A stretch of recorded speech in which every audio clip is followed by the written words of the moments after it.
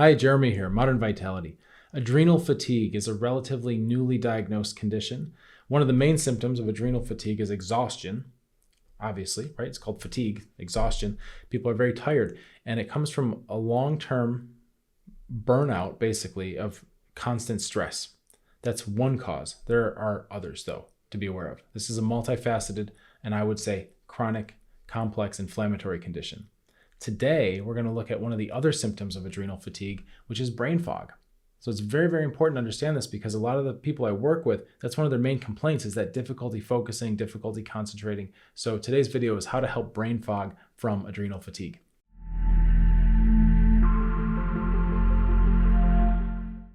Brain fog can be a big problem.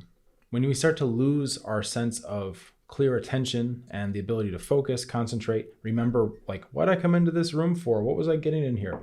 Or another one that happens too that's especially frustrating is when people have their bottle of pills in their hand or supplements or something and the brain fog's so bad, you look at the bottle and you go, is this in my hand because I'm about to take these or I already did and I need to put them away? And you can't even remember. Okay. If this happens to you, you may feel like you're going crazy. You may have your friends and your family feel like you're going crazy. It can be really hard not to start to judge ourselves. I know. So I would encourage you to don't judge yourself, right? Don't fall into that trap and just understand this is a symptom. This is a symptom.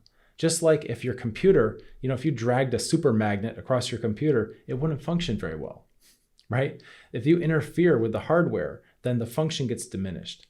And our brains are hardware, right? We have certain mental abilities that live in our brains. And if we have trouble with the hardware, we're going to lose some of that conscious faculty, which I know can be really, really unsettling. I know. I've done my own dance with brain fog in the past, so I'm intimately familiar. It can be extremely frustrating. And when you lose your sense of cognitive abilities, you can also start to lose some of your identity. Okay. Oh, I don't know who I am anymore. This isn't me. I don't feel like myself, right? Not easy to go through, but also it's not uncommon to feel this way. So when we look at brain fog, obviously, understandably, people want their minds back. Okay, we want our life back from complex chronic illness, but especially when we start feeling like we're losing our mind a little bit, we want to get that back. So what I'm going to go into here are some of the kind of common mistakes that people make when they're working on healing brain fog and recovering that cognitive ability. And we'll see that there's a theme to this, and we'll see that there is a way around these mistakes. And I want to give you the information so that you have a wider perspective so you're not falling into the traps and the pitfalls that I've seen other people fall into, because it just basically is going to slow down your progress of healing.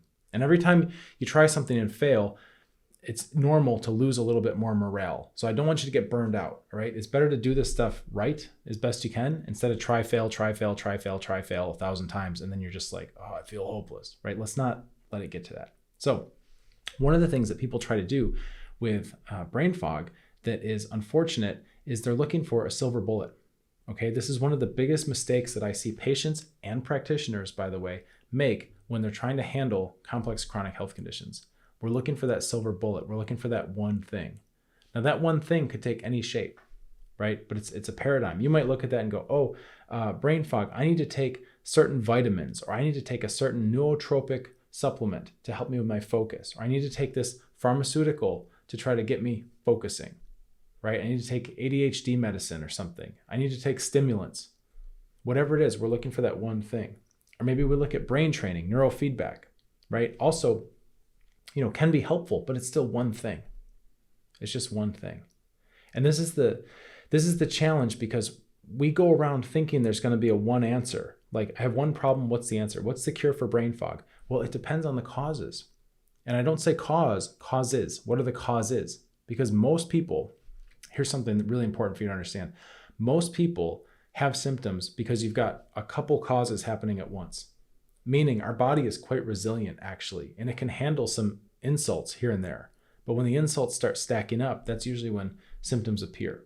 So by the time somebody gets into my world, they're usually a complex chronic condition that has multiple causes, all hitting at once, or they're taking turns.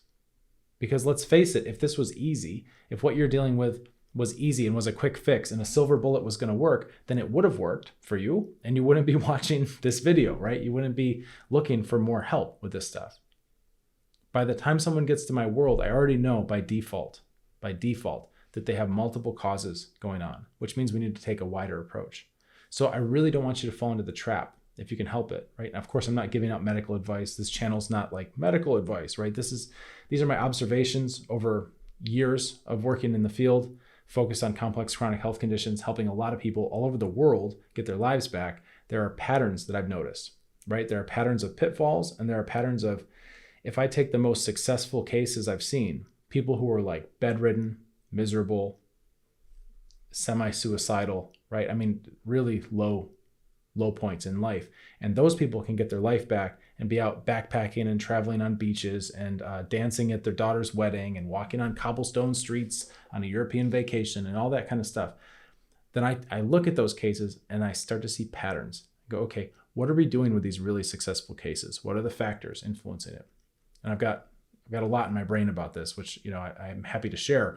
But one of the main things is a paradigm expansion of going, okay, I need to find the right key for this lock, right? I need to find the right supplement, the right silver bullet, whatever, that's going to unlock brain fog for me. And instead, we need to realize it's a combination lock, not a key lock, right? We're going to need to enter several inputs in the right order to get that thing open. There's not just like one magic key. This is a big, big insight. It's a massive insight. And if I could share one thing with you, it's that to start looking at multifaceted approaches without getting overwhelmed. So we're going to talk about that in just a second. But the thing you got to understand is that this silver bullet thinking, it's not your fault, right? If you've tried and failed, it's not your fault. And your doctor, your practitioner, if you've seen a naturopath, Chinese medicine, whatever, functional medicine, whoever you've seen, if they've been doing it that way, trying to solve the problem with a key instead of a combination, it's not their fault. That is the default training status quo. That's how people think in general. Okay, it's not their fault. We need to evolve that if we're going to make any progress taking apart complex chronic inflammatory conditions. We just have to. So that's why I'm here. That's why I'm talking about all this stuff, right? It's very, very important. So just know, if you're struggling with complex chronic health conditions, you don't have to do it alone. I keep a group. It's a chat group. It's private. We keep it small and cozy. There's only a couple hundred people in there, max. That way I know everybody, I can get to know the people in there. I do that on purpose, right? It's intentional. But what you'll have there is an international community of people just like you that are positive, great attitudes. They're all working on healing, making things better, right? Getting their life back. You can be in the community with us. It's fantastic. It's complimentary. It's free to join as a guest. And you're there, I'm there, and you can watch how I'm working people's cases and giving them suggestions and opening perspectives and all these things to try to help people get their life back. And also, when there's a backslide, when there's a rough day, because that happens, that's the reality of it, right? There are setbacks. You can see how we troubleshoot in real time and how we use our whole systems thinking, which I'll explain in a little bit, how we use our whole systems thinking to start to navigate new solutions, even when there's a setback. It's a wonderful place to be. I love hanging out in there, and I've been able to help a lot of people. You'll make great connections. There is an application. So if you are interested, it's in the description below the video. Click the application. Please be thoughtful with that. Please take your time, because I read every single one, me personally, right? I read all that. I like to know who's coming in, because we've got an awesome group, and I aim to keep it that way. So if you look like a good fit for our group, I'll get you in as soon as I can. Just know that it's a small group and we do fill up. So it might be a month, hopefully a month or less, and I can get you in the group and you can have a chance to come in there. You've got access to me. I've got a vault full of videos that are interactive and really help fine tune some of this perspective, so you can start to create a plan without getting overwhelmed for your healing, right? It's fantastic. So that way you can start to, not have to be a full-time self-doctor Googler, right? Going into Dr. Google or being on forums all night, trying to look up things. We don't want that, right? We want structure. We want community. It's a solutions and support group. So if that speaks to you, hit the application, and there may be a bit of a wait. I'll get you in as soon as I can. In the meantime, you might consider subscribing to this channel for more health videos like this. It's fantastic. So when we look at silver bullets, okay, trying to make one thing fit one thing, what we're not doing is we're not taking into account the causes of brain fog. Okay, and this is something else that it's not easy to understand, especially if you have brain fog, right? But bear with me, and I'm going to try to make this very, very easy to understand, is that your symptoms are speaking to you. Your symptoms are feedback from your body system. And just because we don't understand what the symptoms are trying to say doesn't mean that they're bad or wrong. Just like if you have a baby crying, you might not know what the baby wants, but that doesn't mean the baby's bad or wrong. It means we need to figure out what the baby's asking for, right? So it can be cared for and have what it needs. Your body's the same way. So a symptom like brain fog is a sign. We're getting a sign. And now it's time to start to decode, what are the causes of this? Is it just one thing, right? Of course not. Like I said earlier, if it was just one thing, you would have handled it. You'd be better. You wouldn't be watching this video. You'd be out playing volleyball or taking a walk or whatever you want to do, right? Because you'd be like healed. Okay. So obviously we're dealing with multifaceted problems, which takes some detective work, but I'm going to break down for you how we look at this. You got to go by body system. Okay. Immune system, digestive system, your neurological and adrenal system. Think of stress, fight or flight, right? Your circulatory system, how blood flows through your body. These are the big four. And we use actually a 4-stage approach: immune, digestive, neuroadrenal, circulatory. There's a bonus 5th stage, which is all about boosting, right? If we're really depleted. Most people start there. And in fact, they should be starting with getting the inflammation down, right? So what do these systems have to do with brain fog? Is that there's not just one cause. And what I mean by this is you can have brain fog, right? Difficult cognitive abilities for multiple reasons. One of them is immune. If you have a heavy inflammatory load, for example, from a latent pathogen, like a virus, like a bacteria or a spirochete bacteria, right? Like a fungi, like mycotoxins, or even inert latent pathogens like heavy metals, microplastics, right? All this stuff that's out there now in the environment, any of that stuff can be causing inflammatory issues. These can manifest as autoimmune conditions, autoimmune-ish conditions, autoimmune-like conditions, suspected autoimmune conditions, right? But it causes low-grade inflammation all the time. And guess what we have in our brain, right? We've got immune cells. We've got glial cells in our brain, which you can look that up, G-L-I-A-L, glial cells, right? This is the brain's immune system. And when we have a high inflammatory load in the body, guess what? The brain gets inflamed too.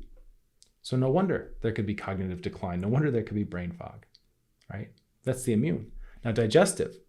What if we have a leaky gut type situation? What if we've got an inflammation in our intestines? Now we've got permeability. Now we've got food allergies going off. Is there a digestive component? Is it interesting to consider that we're now learning that the gut permeability also correlates to blood-brain barrier permeability, meaning that when one starts to expand, the other is going to have a reaction as well. And now we can have things getting trapped in the brain that shouldn't be there, like waste products or metabolites.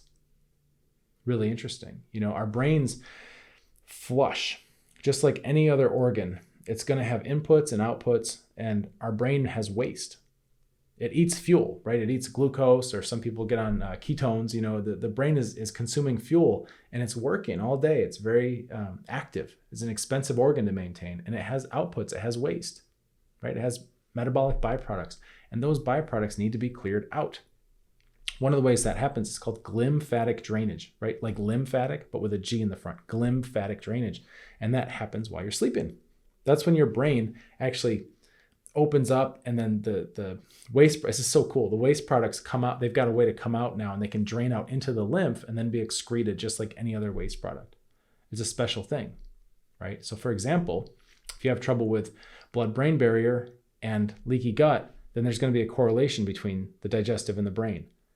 We also know about the gut-brain axis, right? I mean, there's a lot of connections there. And then third, so we talked about inflammatory, we talked about digestive, neuroadrenal. If we are so stressed out that we're not sleeping well or enough, then we don't give our brain that chance to have that drainage, the glymphatic drainage, right? It's not happening. Isn't that interesting? How about number 4, blood circulation, okay? If we, for some reason, have limited circulation, and there are different reasons why our body does that, even to try to protect us, then maybe the brain isn't getting the blood flow that it would need normally. So it's kind of like being choked, and now it's not functioning well. And you walk into a room and go, oh, what did I come in for? This cup? What is this? Well, really, your brain just is malnourished, right? Because the flow's not there. How do we know? How do we know which of these causes? And I just gave you 4. There's more, right? But how do we know which of these causes? I would offer that we actually do much better to troubleshoot our problems, our health problems, by instead of guessing and then taking the supplements like, oh, I guess it's, I'm not having glymphatic drainage, so I should take some sleeping pills, right? Oh, but it turns out that I'm still inflamed from these latent pathogens or whatever I've got in my body, right? Oh, now I'm doing this. And you turn into this whack-a-mole machine and you're standing over your supplement drawer for 40 minutes looking at all the bottles going, oh, which one is it, right? Instead of that, what if we had a plan architected out where you took these stages in order, like that combination lock, and you start with the immune system and you get the inflammatory processes down, right? Not just by subduing it, but also by helping your body to get rid of the pathogens that are in there, improving the liver function, getting things draining out, right? Learning how to break a sweat properly, having a little bit of kill strategies to help to clean up anything that shouldn't be there, but primarily focusing on your own natural lymphatic flow and your processes to get these things out of your body, right, where they belong. And then stepping through that, right, you'll notice graduation signs. This is all stuff we work on in our group. You'll notice graduation signs, and then it's time to work on the digestion, the gut health. And then after that, there's graduation signs, and now we're working more on the nerves and your ability to sleep deeply. And so basically, you're going through a systematic process so that no matter which one or more of these factors is causing the brain fog, you know, you can be confident, you can be sure that you're hitting them all sequentially.